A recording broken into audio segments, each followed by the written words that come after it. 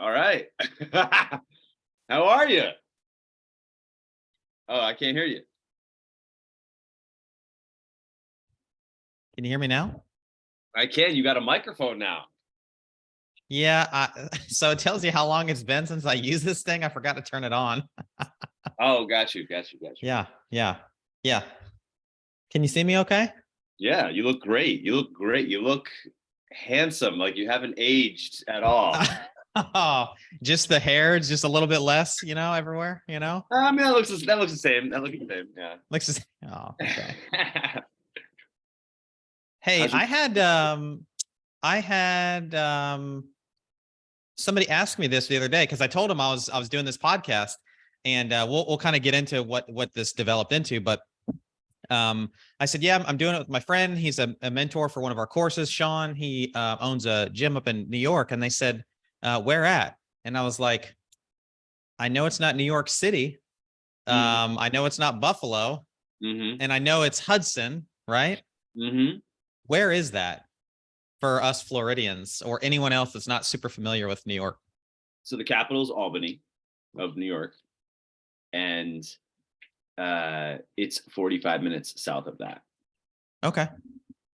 So pretty good spot. I mean, it's about 90 minutes of a drive south to the city. You know, Albany from where we live is about 45 minutes away. And then, you know, Canada, I think is like 6 hours. So it's like, it's pretty centralized. Yeah. And obviously we've known each other for a while, and we've been friends for a really, really long time. And I've seen, like, when you're outside in the backyard where you live, like it's when I think of New York, this is just the Floridian in me, right? Like I think skyscrapers, high rises, city, like concrete jungle. But that's not, whenever I see your photos of hanging out in the backyard with your dogs, that's not what it is. So you're much more nature, not city life. Not at all. Mountains, greens, like you look around, there's mountains and trees, and we're about to turn into spring, which is a really cool time nature wise. Yeah. I actually do not enjoy the what you just mentioned, like the concrete jungle, so to speak. Yeah. And what's unique is my experience of Florida, where you are. I remember the first time I went, and I was so blown away because it had this flat feeling, like you could look out and you wouldn't see a mountain or anything. It just looked very, and I didn't know what to think or feel about that. Like that just was very strange for me. Felt unique, and made me appreciate more of what I guess tend to enjoy, the mountains and nature and things of that. Yeah. In Florida right now, we're in what I call first summer. So it's only gets up to like 90 degrees with 100% humidity. So, right now. Oh yeah. Yeah. Even though as I wear this like long sleeve, like pullover right now, my house is pretty cold, but outside, yeah, I think it's like 90 degrees today, 100% humidity. So we're just getting started. You're already there. Holy moly. Okay. Yeah. Yeah. Wow. So we're recording this, obviously. The hope is that people find it, listen to it, especially coaches in the fitness space, get some value from it, whether it's educational and value, if it's entertaining, or if it's encouraging for them and value. But for those that don't know, I'm Josh, and I'm the founder of the Refined Art of Coaching. And this is Shawn McQueen. He is the mentor for our group coaching course. Shawn, what else would you like the people to know about you? How long have you owned your gym? I've owned this gym for going in year 9 or 10. I've coached at it for 11, and there was like a year or two of like coaching and essentially managing it, and then the owner left the picture very quickly and early on, and then I purchased it shortly thereafter. So long time. I think between you and me, we're looking at close to 2 decades of experience, right, of coaching. Yeah. So, well, let's see. I've owned my gym. This will be year 12 that I've owned the gym. And then this is actually year 21 coaching for me. So, wow. Yeah. So Your 21 years and my 11 years. We're at 30 years of coaching experience. Yeah. So A lot of hopefully, mistakes. hopefully, I'll say this, and anytime I get like new coaches, we've got an intern at the gym right now, and I can talk about him later. But he'll come up to me and he's super excited, super curious, which I love is like a core value of mine from a coach's perspective. But Mhm. um, he'll bring me these like big questions, and I'll answer him, very very simply, with just minimal words, and it's like you could see this, like it's like one of those like mind blowing things, and I'm like, it's like, how do you know that? And I'm like, well, like I've been doing it for a while, but I'm also really aware that there is the longer that I do this, the more I realize I don't know. Mhm. And that makes me even more curious in my like daily life, as seeking out ways that I can communicate better with people, or communicate my ideas better. So yeah, I just love that. That's cool. And it's got to be unique to have such a breadth of experience that's deep and broad and still growing, and then see someone at the very beginning of their journey. And I don't know if you notice this as well with new coaches in your facility. I noticed this within mine. You know, looking at your own trajectory of growth and progress. You're talking 21 years. I'm talking 11, and helping coaches within your facility close that gap for what that means for them in exponentially faster time. The Yep. communication skills, the learning. I mean, granted, of course, there's the experience component that just takes time, but just watching that in real time and watching how good people are getting in front of you from the hard work, from the mentorship, from putting in the reps, from obviously all the things that you went through that you can share and showcase with them. And wow, like that is one of the things that I think blows me away is the rate of speed of growth and development, if obviously the individual puts that work in for sure. Yeah. I think the other thing I think about this and I share it all the time is, um, I remember all the mistakes I made early on. Like when the gym got to the point where it was like, I just can't do all the things all the time and I've got to bring somebody on. Mhm. I can remember, the first person that I brought on to coach, I was in my office as they were stepping into their role to coach. And I just kept rolling out of the office, like craning my head over this way to like check in and see what's going on. And I mean, Mhm. there wasn't anything even written down of like, study this, learn this. It was just like, hey man, like you've been here for a little bit. Could you cover this class for me? Because I've got to get some other things to do. And so you realize all these things over time and you kind of refine that process. And um, you know, I also think back to, what's your newest coach's name that been training with you for a while now, that you kind of brought up from the get-go? Like you started as an intern, is that right? So our newest coach's name is Peter. Peter. That's right. Yeah. Yeah. And I remember early on, like when we were still like working together, he came on board, and it was something that I admired watching, was the level of care and dedication that you put into training him. And it wasn't like, here's the manual, do these things, shadow these classes. I mean, I know you were meeting with him at least weekly, but I feel like it was like daily. You were having really deliberate, intentional conversations with him on like who you guys are from a gym perspective, your values, why that you do the things that you do. Do you remember those early days? Am I remembering that correctly? Yeah, I do. So Peter was the first, I'll call it external hire for us, Mm, where he wasn't from within the gym out. He applied. He was coming out of graduating college. We did a Zoom interview. I even recorded that, and it's funny. I shared it with my team, and I was like, I interviewed him, and I was like, I showed them some snippets, and they were resistant right away. And I think like a change and things of that nature. And at the time, we needed a fourth teammate in terms of the workload and just growth and things of that nature and opportunities. So when he came on, we made the decision, he'd come on.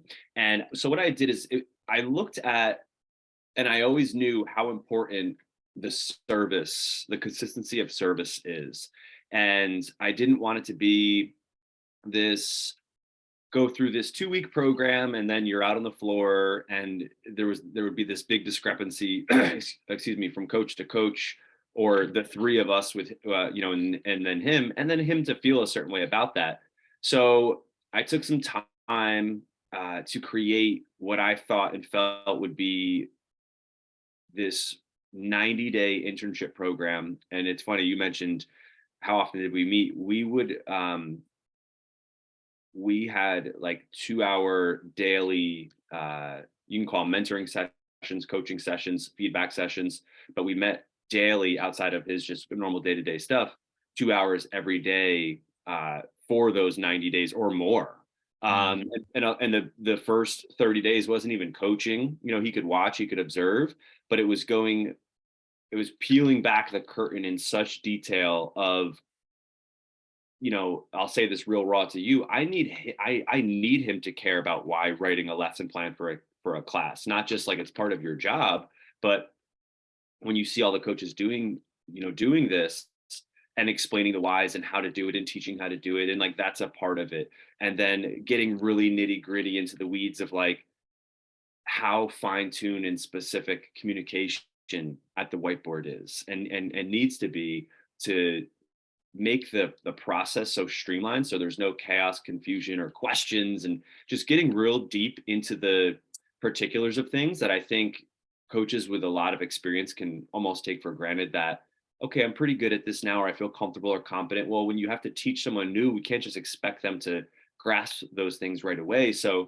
when I looked at what was really important from a business standpoint, yeah, like he's going to learn, very minimal experience with Olympic lifting, or maybe some of the movements within CrossFit. That stuff can be taught, but he has to care about these people like we care, and be immersed into that culture. And then the details, the fine tuned things, the things that they've come to know and love, the structure, the fluid communication, all of these little, ins and outs, took a lot of time and reps. And it's funny, I still have on my laptop here, which I should show him, because he's coming up on 2 years. Hmm. And I Yeah. remember countless times of whiteboard rehearsals. And he hated, sharing now, he hated this, like, he's doing a whiteboard rehearsal to me only. And he didn't enjoy that. Like, he didn't really, he didn't like the aspect of role play. And that's okay. Just because you don't have, you have preferences, you don't enjoy certain things, there's still value and merit there. And I remember Yep. just dozens and dozens and dozens and dozens of times of, whether it was whiteboard or coaching role play, things that I think we are so in tune with experience, where to be, what to say, what to look for, what to triage, um, and just spotting those things. So long story short, a 90-day extensive internship program where we met, 2 hours with a focus. And there was these check boxes. Like, even the first thing was, hey, you're going to read How to Win Friends and Influence People, and we're going to debrief each chapter, or a few chapters every week, and we're going to talk about how it relates to the gym. And that was important too, of like, giving this book, and just so the inner workings. And man, 2 years removed, we're 2 years later, he is thriving, Josh. Like, Yeah. his I know the growth. last talk that we had, just you and I one-on-one personally, you were like, he's killing it. Absolutely killing it. Yeah. And unique for me, I think this is part of the growth, is I always thought, and I made this mistake. This is a mistake I made. So kind of like we can stamp the mistakes along the journey. I think there was a time that I was probably trying to create coaches to emulate, without actually awareness, like this was my specific idea, to be like me, not to be like me exactly, but maybe like the tactics, the style, Yeah. XYZ. And they all have, like, all coaches have their own unique personality and flavor. And I used to struggle with that. And as I've grown and done the work, and just really come in to learn and to appreciate their own uniqueness about Mm. them, and that adds a flavor, and that people enjoy those differences and varieties. And for me, Matt, what a relief too to just let go and kind of lean into their expansion of personality while they're still hitting the, the nuts and bolts of what is truly important within your facility, which obviously when you communicate that, that is known, so yeah, he's thriving, man. He's thriving as a professional. We're working on um getting him to this next place where he wants to be, where he can, you know um look at houses. He's just, it's That's phenomenal. cool, man. Yeah. So he's doing great. He's doing great. Okay. I've got a couple of questions that, I think my first one though is selfishly for me, because I want to know you and your heart behind this a little bit more. Um, what drove you to invest? That's the way that I think about this. Invest that much time in his development, his craft, and not just doing what a lot of us have done before, where it's just like, oh, take this quick course and hop in and high five. And, you know, the clients really won't know much difference between, the veteran coach and the new coach, and all those kinds of things. Like what drives you to, or drove you to put that much care into it? Great question. And I think if I dig deep to unpack that answer, the truth is it probably stems from the knowing that, one, this short-term inconvenience for myself in terms of blocking off and devoting this tremendous amount of time for this individual not only bonds and unites and connects us in terms of him and I, its leadership, as a team leader. um, it's going to pay off dividends on the backside. So it's Mm, short term, discomfort or you know, um, temporary loss of time or whatever you want to say. For now, like I mentioned, he's thriving, and it all stems from, to me, the most important part of our businesses is high value, consistent service. And I knew if I brought in someone who was an outsider, and or at least this was my thinking, if I brought in an outsider and I did some short, haphazard, quick program that got them up to snuff with minimal experience or knowledge, that it probably wasn't going to feel great for our people mm-hmm. because it would have lacked authenticity, genuine. It would have almost been just a job, quote, like, okay, I'm Yep. here to punch in and punch out.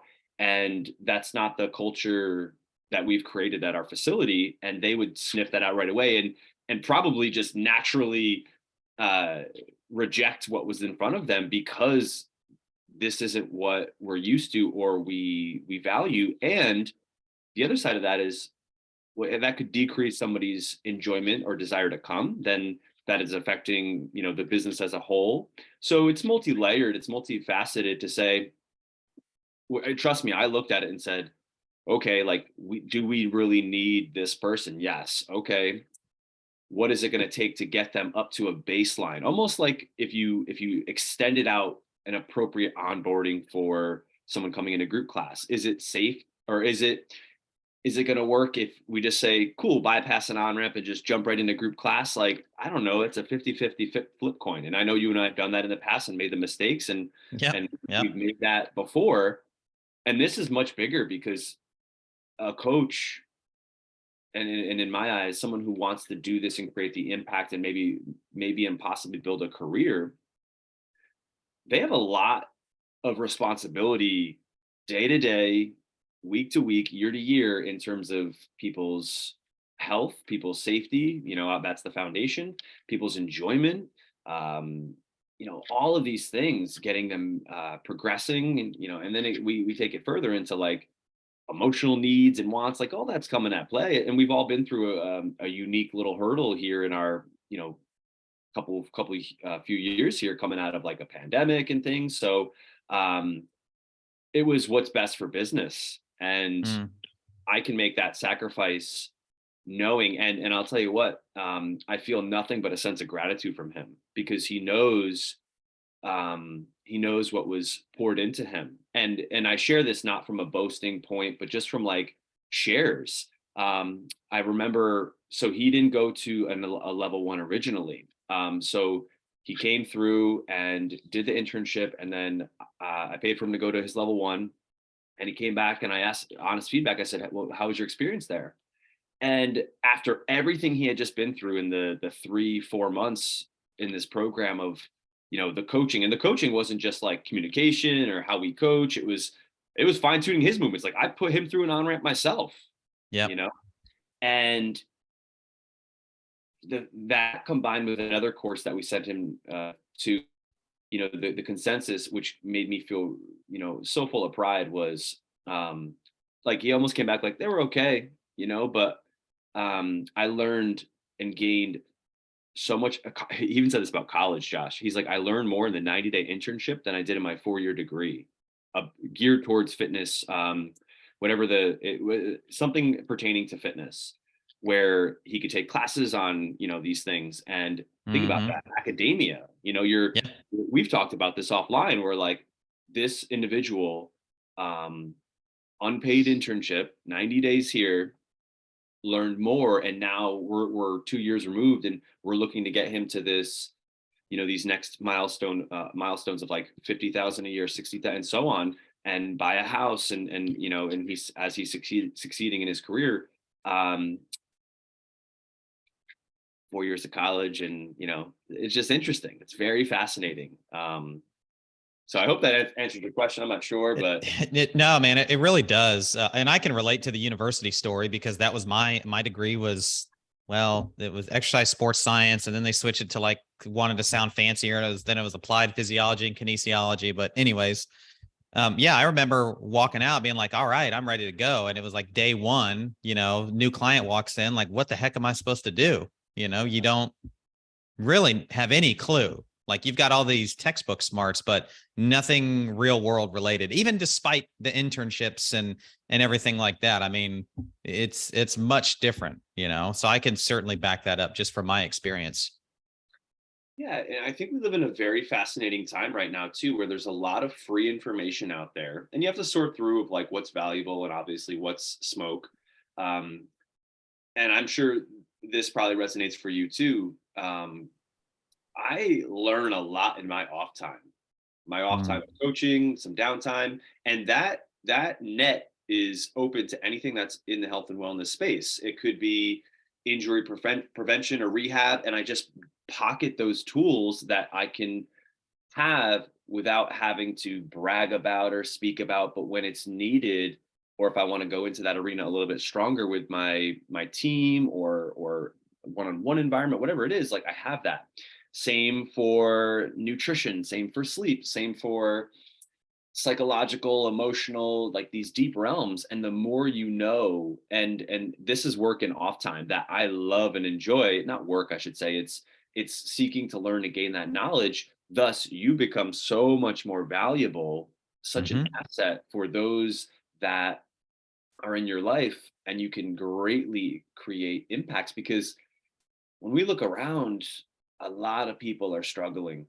There are a lot of Mm, people are struggling, and we can truly, if we put in the work, we can help them. And it doesn't need to be a specific model, CrossFit, a one lane highway. Those are tools. And we've again talked mm. about that too. And being smart and intelligent with what is my best appropriate tool here. Um, and that's some due diligence on our part, at least in my opinion, is I've gained a lot of things in my free time that have aided my journey and my professional progress and development, in the arena, so to speak. Yeah, man. And it's interesting. I think I certainly relate to that. And just in terms of just always learning, pulling these things, certainly from the health and wellness field, that are either emerging or that are out there, and bringing it into like the daily practice of coaching in the gym. And I'm, looking even outside of health and wellness, and I know you do too. But one of the things that I think about, and we've talked about this at length, with new coaches like that you've mentored, for instance, I could see how that can become overwhelming. Like, oh my gosh, I'm listening to these guys. They've got all this experience and they're still invested in learning every day and they're pulling these things in, but I'm brand new.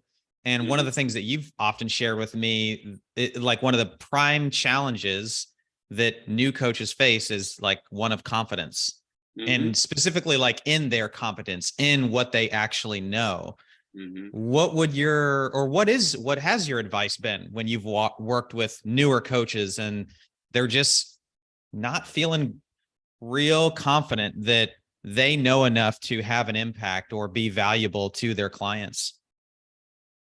This is such a great question. And, working with a lot of people, coaches, new coaches, and just coaches that I've worked with in my own experience, um, this is the biggest one is a lack of confidence, which is a lack of belief in yourself and or the skills you believe you possess to be in front of people. And that could even be all the way down to how you perceive your body to look to be a coach in front of these people, or even Mm, I can't do movements and I'm coaching this movement. And some of it's a perspective shift that like something as simple that I've talked to a lot of people about who cannot do like I remember on a call with one guy who was a little bit older and he's like, I'm coaching pistols and I can't even do pistols. And that then affects his ability to lead and command the room or just convey confidence. And one of the tools that I gave him was relatability. It mm, was relating to your audience to say, you kind of can put these feelers out there to say, guys, if you're like me and you don't quite have a pistol quite yet, but you're working on that, this is what we're going to work on and progress. And it shows the human side of it where you're not faking anything, you're relating to them. And then you can maybe call out a stud or studette in the class and you could say, well, if you're like Josh and you have the pistols here, we're going to refine and improve them, and you go in that direction. So it almost like creates these categories and it humanizes mhm. the experience. And everybody, in my experience, wants something that they can relate to. I spoke to a member in person yesterday who, this beautiful soul, she's lost 25 pounds and she's going to share with me via email just like some of the changes she's made. And we were joking, like, it's more impactful to come from someone like her in her position, a busy mom, she's lost 25 pounds, than the coach who looks fit, who tells you, this is how you're going to lose 25 pounds. And it's just interesting. So relatability is a big one. Interesting when we're starting out, and if we think about anything that endeavors you have, there is a little bit of a challenge hurdle or a confidence hurdle that we all overcome. If you think Mhm. back to when you were first driving, and you're learning, how to navigate an automatic vehicle or maybe even a standard on a highway, and all of a sudden you have this machinery, there's safety at play, just all this, and you gain some of that's gained through experience, putting in the reps. I'm sure this is where maybe a little bit of where you were going is. I believe a lot of confidence can be built, and like I mentioned with Peter and another coach of mine, Abby, they're closing the gap so fast and so much faster than I think maybe you or myself, like where maybe we gained it over many more years, is in preparation. It's Mm. he's teaching coaches how to better prepare and elements of communication and making that communication um, digestible, relatable, human. Where I think we can, being in the training space, we can get a little bit too far to one side of most people don't know where their traps are or their quadriceps, live. And those are parts of their body. And that's okay. Like maybe they want to come in and they want an amazing Yep. workout on their own terms and, learning to kind of do that. So, you know, I don't know if there's a one size fits all answer here with Mm. confidence. Some of it is earned through experience. And I think that's just, That's a great point. I'm glad you said that. yeah, that's just kind of like the law of life is when you're first starting out. I mean, even this, think about this. And this, I know it's going to make you smile and I'd love to see you smile. It's like, think about when likely a teenager and your hormones are flooding and it's like first kiss territory. Like Yeah. you're just like, Yeah. your mind is all over the place and it's like this Yeah. worry of like doing it right and whatever it is. it's you don't have experience yet, Yep. you know? And so part of that's experience. I do believe you can cut the time down that it would normally take uh by preparing better, and that's through Hmm. lesson plans and rehearsals and practicing your dialogue and your fluid and your flow, seeking feedback from people you respect and you want to be either more like, or you want more of things that they have.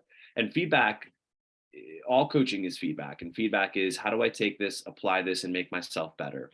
And and maybe even what we mentioned before, yeah, of course, relatability, and then seeking some outside learning, seeking, okay, like, I don't know a lot about the Olympic lift, so to speak. If that's you, well, learn a little bit, and make it where it doesn't have to be so complex, because part of what we do as coaches is we take the complexity and we really simplify it down. And that's really enjoyable for people. It's when we make simple things more complex, or we make Hmm. complex more complex, we just Yep. drive people nuts, and we make something that's supposed to be beautiful and seamless a little bit stressful, and that's not the goal. So yeah, those are some of my thoughts. What about yours? Yeah, I mean, I think experience is a big one. This question was kind of I talked about him briefly. So I know you know this, but for those that don't, at my gym we have a physical therapy and sports med practice that is in our building as well. They sublease space from us, so we have a partnership with them, and they have an intern with them right now, and he's going to school. He's thinking he might want to do physical therapy school, but maybe stay in the health and fitness and sports performance realm. So he's also kind of like shadowing us and following us around and asking us questions. And we all collaborate really well together. So that question was kind of from him. His was a little bit more specific. He said, "What could I do to develop more confidence in my cueing ability?" Because I was asking them the other day, I said, "Hey, I'm on this podcast. What questions would you like answers to?" And I found it very fitting that the newest guy there, I mean, he's only been with us for like 2.5, 3 months, asked a question about confidence, because that's what always comes up whenever you and I kind of debrief with some of the new coaches that you've mentored through. Um, and so I thought it was very fitting, but that's what I think about a lot is number one, just life experience. And one of the things I told him, I said, your time right now is to mess things up. Like if there's any time to say things wrong, do things wrong, like this is the time to be Hmm. practicing. And not to say that you and I are perfect, because I still mess things up all the time. But like when you're new, to your point of the car analogy, speaking of relatability, I think you know me well enough to know that that's the way to relate to me really well, is with car analogies. So shout out to you for that. But like you expect, if somebody's car is going to have bumps and bruises and dings on it, it's going to be a new driver, right? I mean, this is the time when you're a brand new coach to really be in the trenches, to take action, to make mistakes, to learn, to do all that stuff. But then also recognize that like it's okay to not know all the things under the sun, and just coach what you do know. So if Mm-hmm. all you know is the squat pattern and you have been studying that, then every time you see the squat pattern come up, like you be out there on the floor, helping people refine that, connecting the squat to everyday, things in their life. Um, but just getting the repetitions in, I think, is a huge way to remove the lack of confidence thing that so many new coaches and veteran coaches have. Um, so that would be mine. You sparked for me, you sparked some great thought to continue off of confidence, and I think this is such a big issue, so maybe these can be helpful too. This is something that comes from more of something that I've actually began work with. I actually saw it on a podcast recently, which was kind of ironic, but I've been working with my coach, my life coach, and I bring it to this arena here because I think it's important. I think it'd be very easy for a new coach to beat themselves up. Like you just mentioned, your coach who's wants to gain confidence in queuing. Well, they could put themselves in a position after each session, just beating themselves up. They're not great like you, and you got 20 years experience or whatever they're telling themselves. So I like this analogy of feed more positive than negative. So even if you have a negative Mm, thought there, like, man, I messed up out on the floor. Well, as soon as you have that negative thought, plant 2 or 3 positive ones. Well, what did you do great? What did you do that's getting better? What did you do that got good feedback? What did you do that made them smile or laugh, or anything in that arena? So you can start to reprogram this survival brain that we have that's always going to look for something wrong.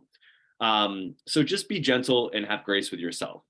What's unique that you mentioned about your coach who's mentioning gaining confidence with cueing. I share this not to curb people from actually coaching, because coaching is extremely important, and coaching is applying feedback so people can move better. Okay. But it's not just limited to that. People, all of us, you, me, everybody, we want to be seen, heard, felt, and appreciated. We want the human side. And I teach this in our track, I teach about the CART method. And this, I think, pops a tension balloon for a lot of new coaches, where I give them this analogy and I say, hey, CART stands for the C is like coaching and cueing and correcting. Think about that as like one specific part, fixing a person's movement. A is appreciating, acknowledging, anchoring a moment, like something that is between you and them. It could be a laugh, a smile, something silly. Could be recognizing that they got their hair cut. Could be something fitness related, but doesn't have to be. R is relationship building. That could be the befores, the afters, sometimes during class, maybe like a heavy day, but that's deepening your bond with them through questions and genuine listening. And then T is like, could be a touch, because some people's love language is a physical touch. Now, this is a professional. This is like a fist bump, high five, arm on the shoulder, not necessarily a coaching tactile cue. So think about the spread there. And then I go through this analysis with them and I say, tell me what you believe Josh's experience would be. He's new. And if I'm a new coach, or if I'm just a coach in general, and I'm like, okay, Josh, during the front squat. All right, Josh, drive your elbows up. Okay, now push that right knee out, Josh. Get lower, get lower. Yep, take a deep breath at the top. Okay, now put your knees out. No, get lower, elbows up. And I'm just relentless on you through the entire class, just overfeeding you, cue, correction. And I ask them, and I say, what could that person's experience be? And they all get the answer that I'm not good at this, that I don't like this, that I'm never going to be good at this. So, okay, then I go to, a couple different scenarios through the CART method. And it's really about balance, where I say a good recommendation for new coaches or coaches in general is, and this isn't, fixed or finite, but one specific coaching cue, correction, anything that realm, to every 2 to 3 appreciation or acknowledgement or even good. And we can talk about this, like you can give good first, like, Josh, I love how deep you're getting in that squat. It looks strong today. Then you can insert your fix. To improve that squat even further, when you're coming out of the bottom, try to drive your elbows up a little bit higher so they don't drop and touch your knees, and then end with a good as well. I'm sure it's going to feel even better by doing that. Cool? Fist bump. Boom. So I did a touch. I acknowledged twice in there, and I threw in a little bit of a coaching cue or correction for him. Now, sometimes it's not always going to be that easy. You have to be a little bit fast. You got to choose your battles. But the CART method, teaching newer coaches in track, it pops that tension balloon that they always need to be fixing. You don't always need to be. Here's how I think about coaching, and tell me if you agree or disagree. My eyes are always scanning first and foremost for safety. Are the people in the room safe in the position they're in? It could be barbell, could be body weight, it could be obviously the degree with the barbell. Anything external load increases that focus.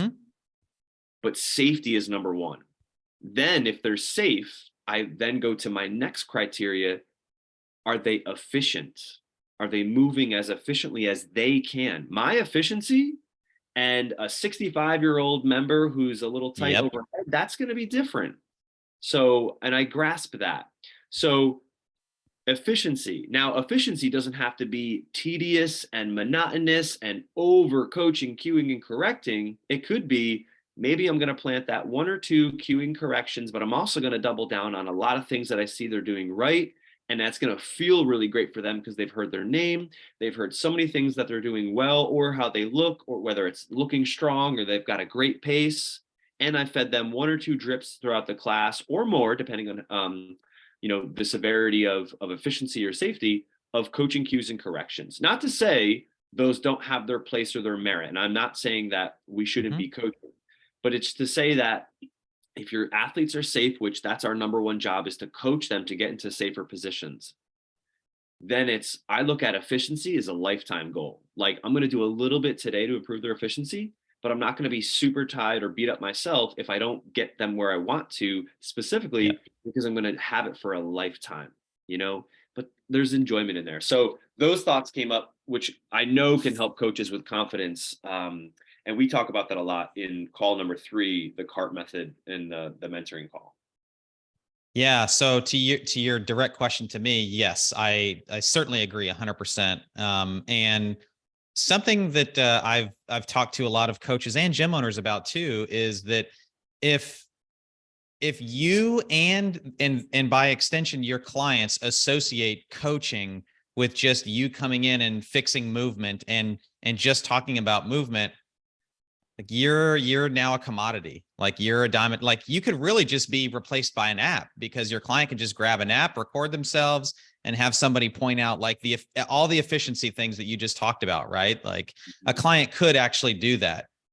I think what to me stood out the most about the CART method, and we've talked about this before, but I've never like had the kind of aha moment is, so there's 4 parts to that. Mm-hmm. Only one part is about cueing and correcting, right? So only one of those 25% is a movement related thing. Mm-hmm. Everything else to me is like what we talk about in the courses, the social side, the psychological side of coaching, building relationship with clients. Like what we're saying here is like that's 75% of it. So as a Absolutely. new coach or even a veteran coach, to me, if all of your time and energy is, and not that this is not important, that's not what we're saying, but if the majority of your time and energy is how can I cue better, you're leaving the lion's share of the potential impact that you can have on a client to the wayside. Absolutely. Absolutely. And we'll just throw a little chuckle in here. I get it. Some gyms really prioritize like Olympic lifting, Mm-hmm. they go drive into Yeah. there. And if you look at soccer mom who's 2 weeks in and you say, okay, Susie, hit triple extension. It's I like, knew where you're going with that. Yeah. what in the world is that? And then you Yeah. can geek out and feel really cool for 30 seconds when you talk about it's like, you know, what's the saying I always say to you? Teach it know it like a scientist. So have Mm-hmm. your smarts, Yeah. teach it like a kindergarten teacher, but perform it like a rock star. That's the trifecta, is have the smarts, but speak to the group like they know nothing. And what I Yeah. mean by that is not like they are dumb at all. You love them, Right. you respect them, but keep in mind, like I mentioned before, most people do not know where their traps are or what their Yep. lats are. So you can point to this body part and you can, and speak in a way where you can really strip away a lot of the terminology that they might not understand. If you were like Yep. posterior chain, let me educate you in 10 seconds that includes your lower back, your glutes, and your hamstrings. Yep. That's our Done. focus. Yep. Yeah. And I'm Yeah. pointing to those things as I'm teaching them that. Got it, coach. So the simplicity in that. And then the rock star part is like, man, it has to be fun. And that's the Yeah. experience part. So like what you mentioned with the new coach, like we can be so stressed in doing things right, doing them how I'm being perceived. I think that's a big one. How are you being perceived? Because if you go from I was once an athlete and now I'm on the other side of the line, well, that can feel a little funny. So, Oh yeah.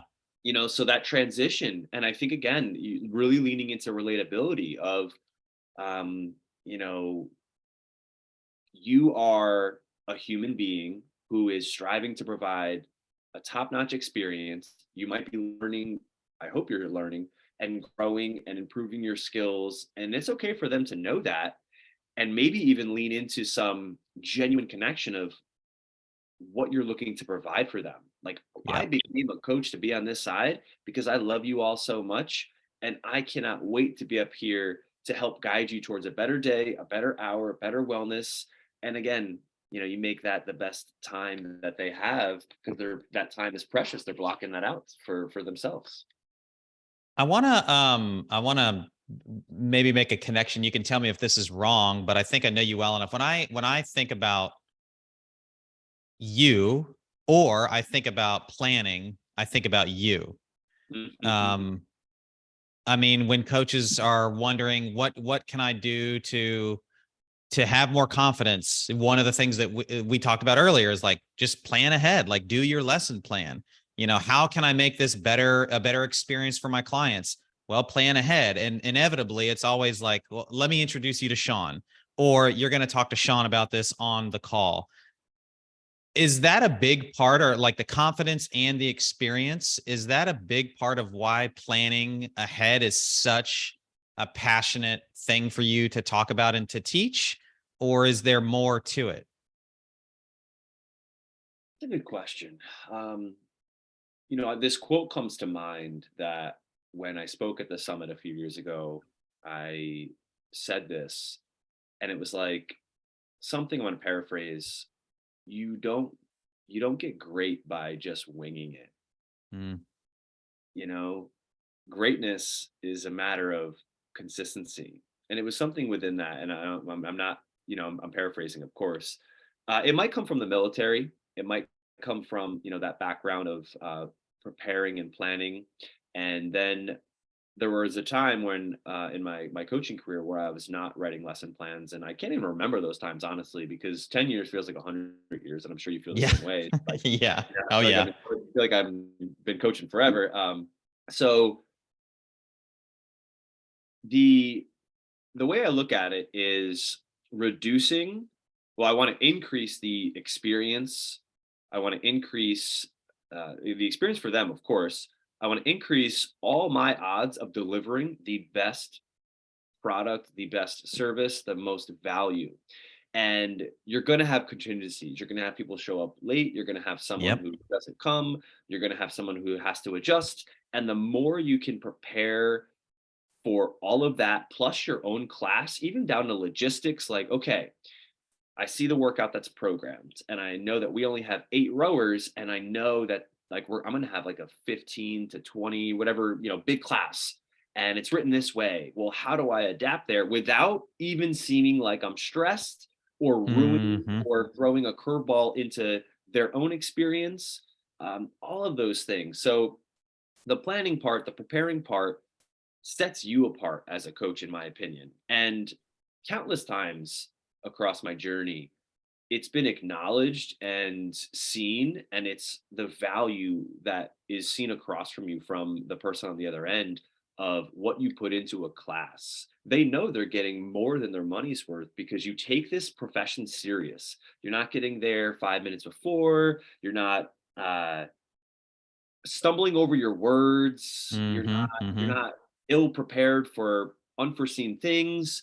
Like, you have all your stuff figured out.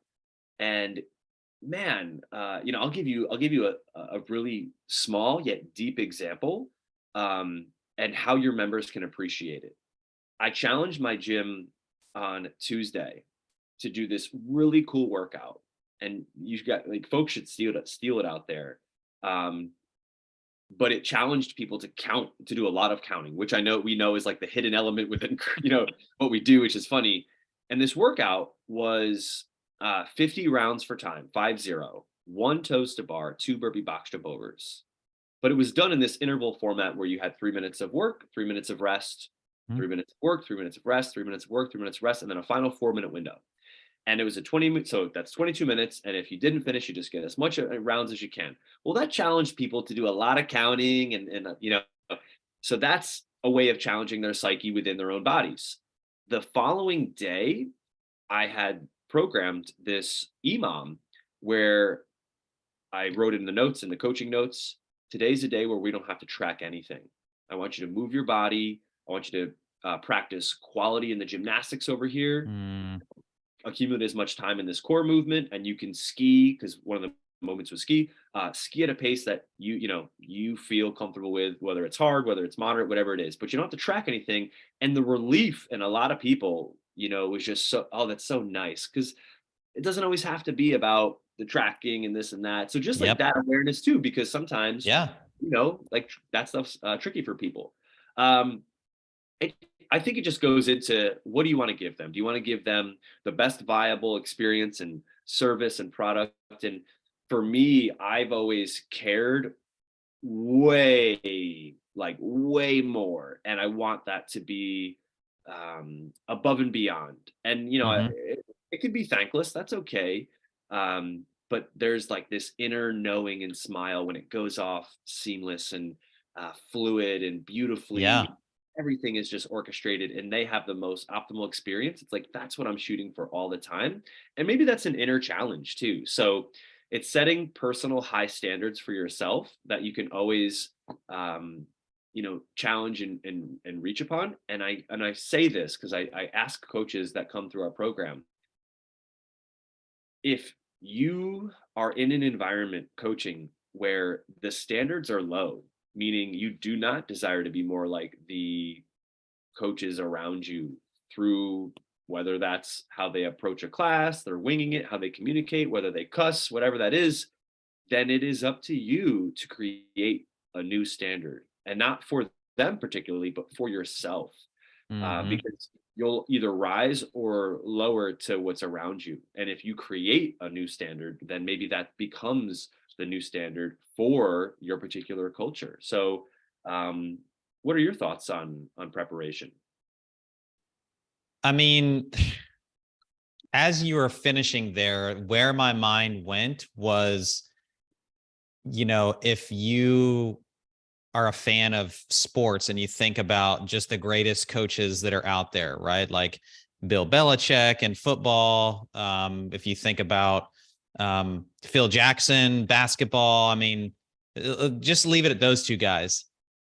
I'm pretty sure, and I've read Phil Jackson's book. I don't know if Belichick has got any, but I'm pretty confident, like with 100% certainty, that those guys don't just show up to wing it. Like Hmm. everything they do is about planning. And Hmm. so, and I know they're sport coaches, but just take the coaching, just zoom out from the word coach in the fitness space. Just think coach in general. The best coaches, 99 times out of 100, you might have the one outlier, but 99 times out of 100, they're the ones that plan ahead. And Hmm. so it just, to me, it just makes sense. And just hearing you speak about it for so long, and just watching the way that you teach it. And it's for you, I've seen it be very much so about like reverse engineering, not just like the timeline. Like to me, that's very elementary. Like, oh, we have 60 minutes for a class and we're going to back in all that. Like, that's very elementary. It's, what's the experience and how do we reverse engineer that? Like getting very clear on the outcome and then reverse engineering that. How does that happen? I think it's crucial. And even at my gym, I see the difference between, when I can tell when people have planned ahead and when they haven't. And I know sometimes we want to maybe fake some ignorance as owners and coaches, that like, oh, no, the clients can't tell. Yes, they can. Hmm.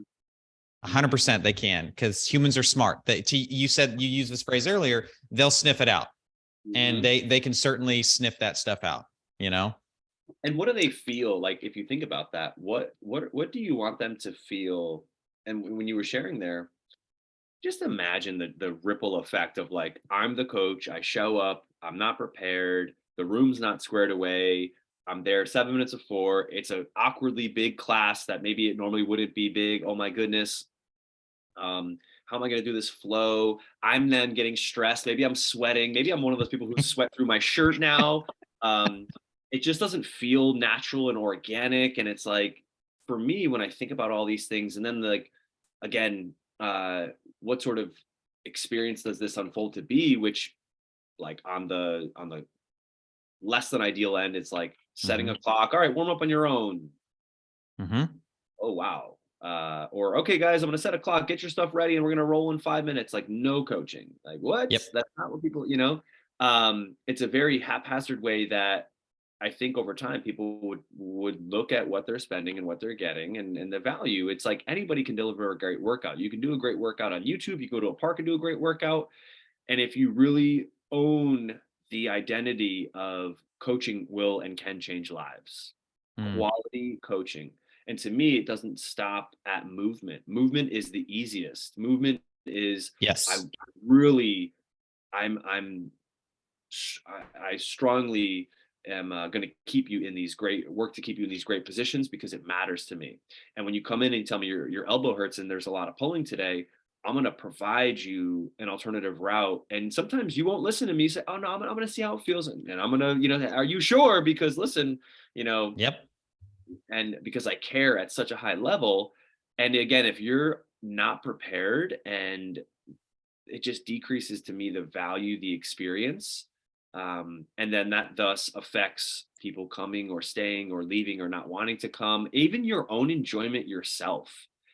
Because guess what? I don't enjoy it anymore because the feedback that's being delivered to me from the people across from me versus people love my class. People like my classes sell out. Like my classes are waitlisted because they're so fun, they're so structured. I'm not saying like that in a way that like I've earned that. I've Yeah. earned that Yeah. because when you create something that people rave and crave for, humans want structure. They don't want a zoo. They don't want chaos.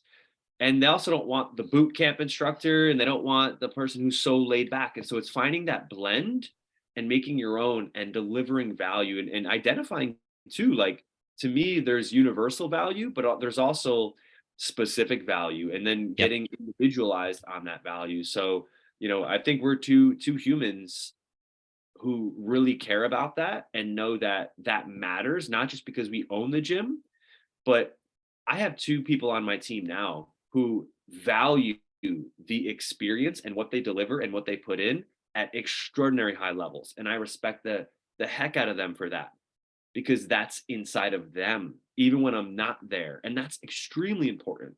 And that's who they are. That's part of their identity now is they're this Hmm. extremely high value professional coach and they're thriving because of it. And if you're in this industry and you're not thriving, maybe that's a look in the mirror moment as well. Yeah. So we had a coaches meeting last year, where we kind of walked through, things that we thought we were doing really good and things that we thought we could improve upon. And it basically what I was kind of pulling them along to see was that the list of things that we could be doing better was tremendous, right? The things that we were, just mediocre at, there's a few things in there, but so the exercise that I would have I would encourage people to do, and I'll kind of quiz you with this is, you've probably in your travels over the years, you've probably been to a couple dozen gyms over the years, right? Like drop-ins and stuff. Mhm. You could probably count on, let's just say one hand, how many were like amazing, just top-notch experiences. I've never had an amazing drop-in top-notch Okay. experience. How many would you say were just poor? Like you would never recommend, you would actively not recommend people to go to that place. Like if, hey, I'm traveling to Florida, I'm going to be in this area, and you're like, definitely don't go to this gym. There, I'd probably say like 40 to 50%, almost half. yeah. Yeah. And then you probably can't even remember the names of the gyms that are in the middle, right? One is fresh because it's recent and it's a well-known gym because of a former games athlete used to own it. But my experience was extremely subpar, where I would Yeah. not be a paying member if I lived in that area. I was Yeah. extremely disappointed. Yeah. And so my point with this story is like, think about, the places where you would actively recommend people not go there was the majority. And Hmm. then there was a whole bunch of people right in the middle and one or none at the highest level. Hmm. Yeah, it's To crazy. me, that's the difference between having people that really care about a crazy good experience, delivering top-notch service, planning ahead, being a fantastic coach. Like that's the impact that the coach can have. Yes, and I want to plant this seed here too, because new coaches who have what we're talking about, who want to be in that maybe 1%, that drop in the bucket gym and offer that drop in the bucket experience that you're not getting in these other gyms. To their own undoing, they can be set up to fail in the environment that they're in. They cannot see a future on the horizon. They can grind. I mean, shoot, I know I'll personally share this. This is, my own undoing. I lived like poverty level out of the love of coaching from 2012 to right around 2017 when I met you.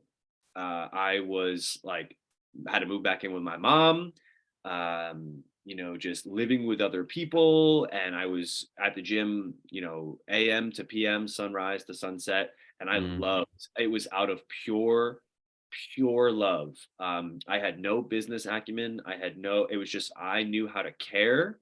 And in my free time, I was learning as much as I could because I loved this. And yes, there was a large portion of that time where I was also trying to be competitive, and that was important too, but it did not derail me from how passionate I was about coaching. So I share this that, um, and this was something I remember back with you and I is like, get help if you're not in the place, like, the environment, like, keep going, keep somewhere, wherever it has to be, somewhere else, or keep thriving in that environment. You branch off, whatever it is. uh get help, get whether it's a mentor, whether it's, again, even like, I love this platform here, and I've always told you, like, I would love to work with a coach for a year straight, because there's so much to give, and I want to give more than 3 calls offered. And that was so hard in the beginning, is whittling it down of what am I going to talk about in these three yeah. calls that I want to talk for Yeah. a year. Um, see it, see it even when you can't see it in front of you. So see it in your mind. Like, you can be exactly, if you foresee in the future you want to be this tremendously impactful coach making a difference in the world and profiting, because you should, if you're putting out value and changing lives, it will come. It just probably will take a lot longer than you think. I know that's been my case and been yours.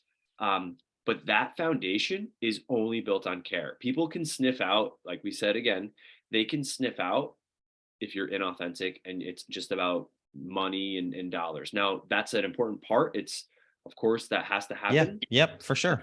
But the foundational aspect there is you care at such a high level. And then you add such value to yourself that, at your core, deep inside of you, you're worth that and more.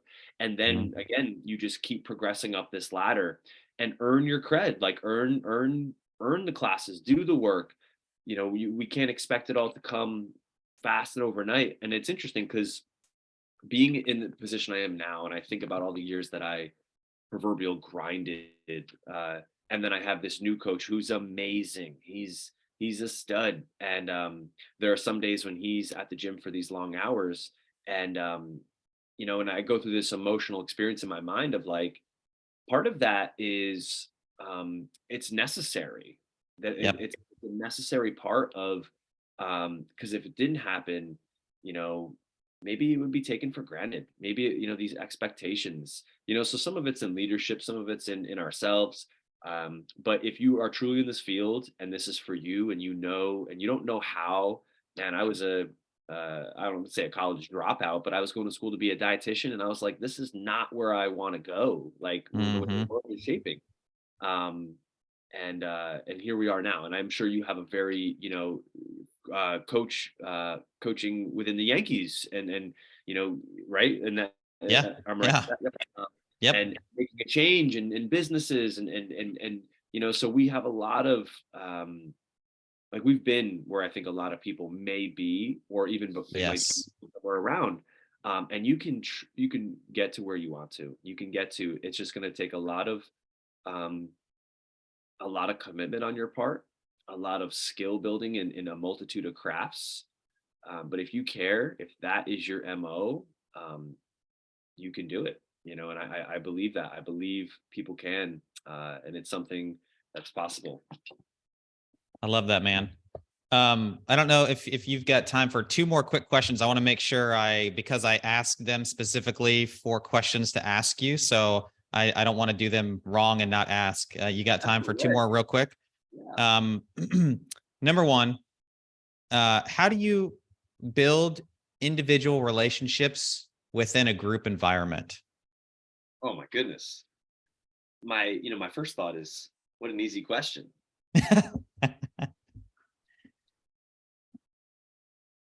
I mean, my goodness, this is my experience. I love coaching.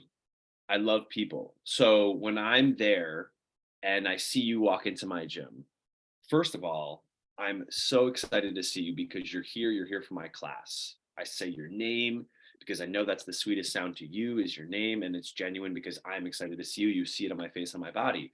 And then I'm wherever we're at in our journey of our relationship, if it's a new relationship or one I've had for years and years and years, there's questions, and I genuinely am going to listen and deposit into my memory bank. Your wife's name, your kid's name, your love of cars, maybe that your father is in the hospital and he just had a major heart surgery, and he's coming home in a couple days. Like, I feel that, I take that energy in, and the next time I see you on Wednesday, I'm gonna check. Of course, I'm excited. I'm gonna check in and check my levels, and maybe it's, hey Josh, how's your father doing? You Mm. know, so it's every person, and whether they are like you or not, because that's what's unique too, is there's no favorites in here. There are people who you might vibe with a little bit Yeah. better or resonate with Yeah. a little bit better, but everybody is so important. I learned this from Ben Bergeron very early on in my career, and it was something like, this was early on, of like, imagine everyone is wearing this invisible necklace that has this sign that says, make me feel important. And I say that not to be, facetious, or don't do it in, with lacking authenticity.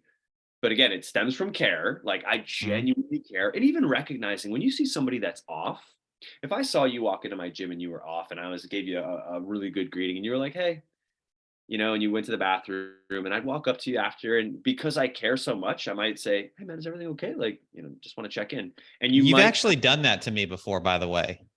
Like, because I I don't feel know if you remember that. Like, we've gotten on the calls before, and you're like, "Hey, man, like, how's it going?" I'm like, "Oh, I'm good." And you're like, "No, like, how are you doing?" Because I know that's not the truth. well, you're unique, where you have an abundance of energy that flows out of you. So this kind of stems into the next one of like perception. Like, be very like perceptive to energy, and what people are coming in with. And if it's, obviously some people are quieter and some are more Hmm. robust with energy, but I know you. And also too, like, if you don't want to talk about it, like, that's okay too, because guess what, Hmm. I internalize then that it is my mission to turn around to the best that I can without being tied to any sort of expectations, your day and your feelings. So if you're having an off day but you're not comfortable to share, that's cool. But I'm going to continually, make my deposits and see if I can put some joy into your day, and maybe through movement and through showing of care, that can turn your day around. So it stems from a foundation of care, always, just questions, but also, like, learning how to be a better listener. Don't cut Mm. someone off when you ask them a question. Listen, and you might not even agree, or it might be something that you know nothing about. If we had more time, and I was you were part of my gym or I was part of yours, I'd say, because I know you love cars, I would give you the floor to deep dive, and you would probably nerd out and feel so great, like, just Oh telling yeah. me about cars. And I would, like, you have my undivided attention, and Yeah. I don't block that. Eyes on you, and I listen, and I'm gonna retain that and deposit that, because that's important to you. So I make what's important to you important, and I remember that. That's a very easy thing to do, and you do that before class if you can. Moments during, that's the relationship building. That's before, that's after, and if you have time at the end. Little note. I don't run my classes back to back to back at my gym, because I don't want that. I want time for relationship building. I You want want people the to, in between. Yeah. yeah, I want them to come a Huge. little early. We have people who come 20 minutes early just to stretch and probably socialize. And I Yep. love that. And some to stay after. So the back to back to back aspect, I know it serves purposes for maybe more people coming in and XYZ. Yep. But for me, it's just not what we wanted this in out. And I wanted to always take the time to build relationships. So I hope that's helpful That's for great, man. Yeah. All right, last one, and I'll let you go. What's the biggest challenge you've had as a coach? Last question, and you asked the most loaded question. My biggest challenge as a coach. Yep. You know, the first thing that jumps out to me, there's so many, but because this one is fresh, is my gym's name is Railroad CrossFit. And I use this analogy with the term rail. It wasn't a name I chose. It was what it was deemed because the gym was by a railroad track. Um, unfortunately, you're not going to have everybody forever. And coaching is a labor of love. And it's most of the time a really thankless job that you're adding years and quality and confidence and all these things that almost are immeasurable to someone's life or people's lives. And it's a lot of it is without the appropriate um I guess just credit of what you're doing in this world. And to me it's the work of an angel. But you're gonna lose people. Like people are gonna move, people are gonna cancel, things are gonna change, teammates, like all that stuff. And I think weathering those storms, and realizing that no matter what, it will always be okay. Um, but it's hard, especially when you grow attached to serving people. Um, I would share this. This is something that I used to take it much, much more personally. If a member were to cancel or move or say go to a different gym, um, and that was my ego, like making it about myself. So whether I have you for 3 months, 3 years, 30 years, it is my mission to deliver day in and day out at the highest levels that I can to build a relationship, to take your life further than when we first met, increase your joy, your self trust, your confidence, all of that. That's so important to me to make your experience with fitness fun to one where like it's an important lifestyle choice for you now. And I wish I could know my impact in this world, but at the same token, maybe there's peace in just trusting in the process of knowing that you're making a huge difference in this world. So I think that that's been a challenge of like that one I've grown with maybe age and maturity of like letting people go. Um, Mm, at least this at this stage of my coaching career. Maybe more so hardest recently was um, a, a friend and coach that I worked side by side with, and him exiting, our business and coaching and shifting somewhere else, of course, and changing lives somewhere else, which is amazing. But I think that took me a couple months to come out of, and I have nothing but love, and I wish him and all my fellow people in my past just well. But mm. that's work that I've done as a man, outside of all stuff related to coaching. It's the journaling, it's the hard conversations, it's the life coach, it's the cries, it's talking to you, all these stuff. They all add up. But I think the accepting that you're not gonna, that people are gonna come and people are gonna go, and I think I guess what as I'm sharing this, it's that's okay. And continually being tied to your mission. Your mission is to serve. Your mission is to enhance the lives that you are in contact with. Again, whether that's 3 months, 3 years, 30 days, 30 years, you do it and you do it the best you can. And you know that you made their life better because you were in it. That's awesome, man. Um, and definitely not what I expected to hear. I was thinking, just a cliche like I coached this thing wrong or I slept in or but it was much, much deeper. And so I'm thankful for that, man. Yeah. Yeah, those things. What would you say? Do you have one that jumps out? Because I mean, my goodness, you have double the experience of me. So um, I know it's tricky because you're a Um, business mentor, you're a business owner, but if you pertain it to coaching, what would you say back?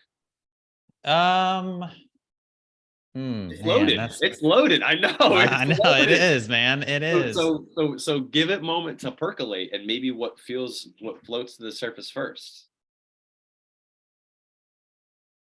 So I can certainly relate to what you shared because you and I have talked about this offline just as friend to friend for many years, just about those kinds of challenges, whether it's staff or clients or anything like that leaving. Probably for me, it's not communicating expectations as clearly as they should have been up front, whether it's my expectations of you as a new coach, as a client, and specifically probably more for clients, and then not clarifying expectations that they have of why they are hiring me, and not getting really clear there in terms of like what are we doing here, like making sure that it's crystal clear on both sides what I'm willing to give you and what you're willing to give back to me. And being super transparent with, look, I do this because I absolutely love it. And it's fulfilling to me, but being very honest about what is most fulfilling to me to make sure that I am the best fit for them. And what I mean by that is, there are certain clients that are going to absolutely love me, that we're going to work super, super well together.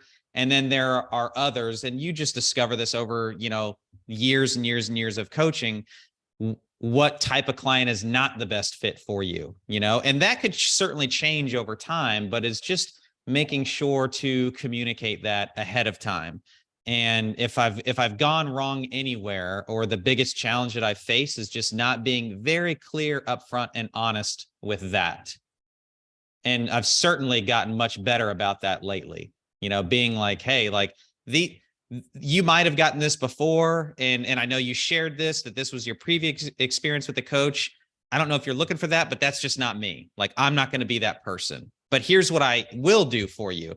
And if that sounds like a great fit, then let's do this thing, One question and one thought is, do you believe that in the past, the expectation talk not being had, if you reflect, was it out of fear? Yeah, certainly. It was certainly out of fear because, whether it's like, I need this client, or I want to do this job or something like that.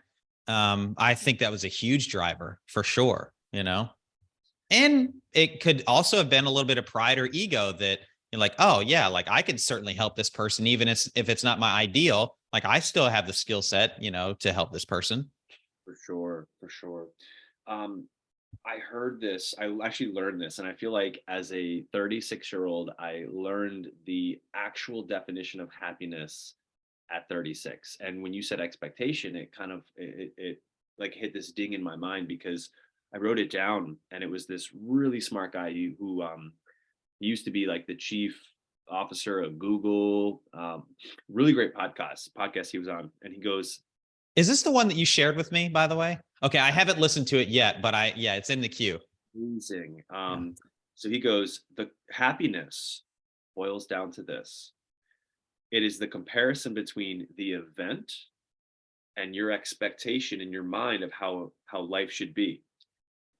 And when you take it from like an equation standpoint, it's like it makes total sense. He goes, and the analogy he uses, and he doesn't say it in a bragging or a boasting way, but he's like, think about rain. When it's springtime and you want rain for your garden or your vegetables to grow, it's like you love the rain and you welcome the rain.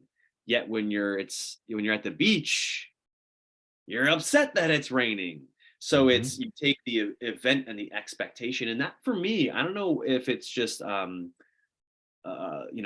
new learning curve, or like I was like, wow. So if I ever feel something coming up for me, coaching wise or business wise, or and I just share this, again, friend to friend, man to man, of like, or whatever area of my life, and I feel something that doesn't sit well, I recently I've been saying, do you need to adjust your expectation?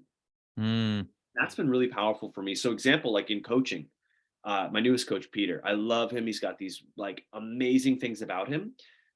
There are certain things that he does that are just unique to him, that, in my structured eyes, or in vision in mind, I could be like, oh, like, you know, maybe this way could be a little bit smoother, better, XYZ. And I pause and I say, do you need to adjust your expectation here? Whether with whatever it pertains, that's kind of a simple example, but that's helped me tremendously because I used to be, again, like I said, a little bit stressed out of like, if it wasn't done like this or this level. And at the end of the day, it's like a different mentor said to me, like, are members complaining? And I was like, no. Are they leaving because it's like, no. So it's like, Yep. wow, like you're in your own head, and it probably stems back to what we talked about earlier with coaches and confidence. It's like, to a degree, we're all in our own head. So I would definitely check out that podcast. There's a lot to be gained, a lot of gems. That guy lost his son in a freak accident in a hospital when his son was 21, and even Oh he my gosh. can still find happiness, which is like, wow, this guy Mm, lost his son through an accident, and and he's happy, and like here we are complaining that we stubbed our toe or we didn't coach a class the way we wanted to or whatever. So perspective. perspective. Yeah, that's the same thing I thought, man. Sure. Well, Shawn McQueen, thank you for your time as always, my friend. Of course, thank you for your time. Great And talking. yeah, I'm gonna go do some coaching. Oh man, you're gonna deliver. This is gonna That's be right. like, I'm gonna get a text later like, man, I just let an 11 out of 10. All right, man. We'll talk Enjoy soon. it. Yeah, take care, brother. All right, see ya. You well.